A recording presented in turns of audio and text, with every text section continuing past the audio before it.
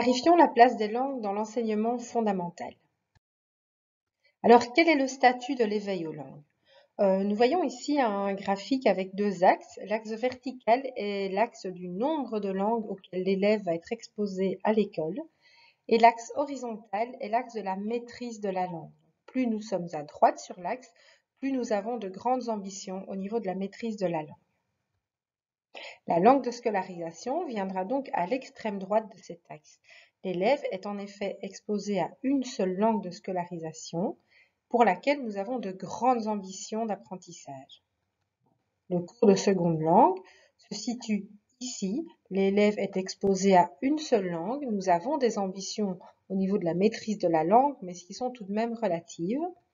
Les élèves en immersion linguistique, eux, auront aussi des cours dans une seule langue, autre que la langue de scolarisation, mais nous avons pour eux de plus grandes ambitions au niveau de la maîtrise de la langue. L'éveil aux langues a un statut tout à fait différent.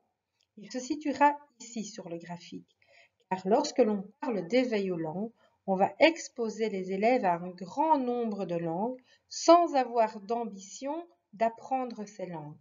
Donc l'élève est exposé à de nombreuses langues sans intention d'enseigner ces langues. Faisons le point sur les missions de l'école fondamentale.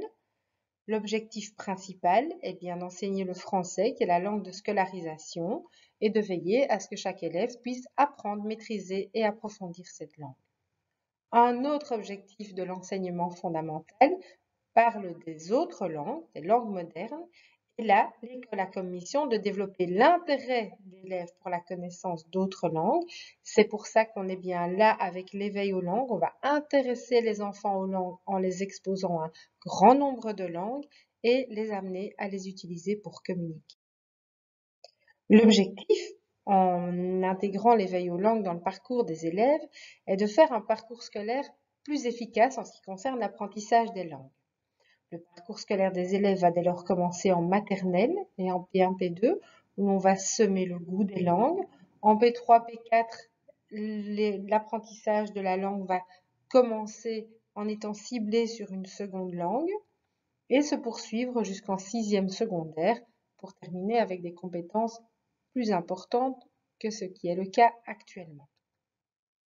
Le monde est plurilingue, la réalité est plurilingue, notre pays, nos classes ont une réalité plurilingue, c'est pourquoi il est fondamental de commencer le parcours scolaire concernant l'apprentissage des langues dès l'école maternelle. Comment faire? Eh bien, en permettant à l'élève dès le plus jeune âge de vivre des expériences linguistiques variées, comme par exemple l'écoute d'une histoire dans une langue non familière, que ce soit en direct avec un adulte ou via le coin écoute ou des sources sonores préenregistrées, en créant des histoires plurilingues, en utilisant les langues pour travailler la discrimination visuelle, observer les systèmes d'écriture, utiliser d'autres types d'écriture que l'alphabet de la langue de scolarisation, être face à une grande diversité d'expériences linguistiques.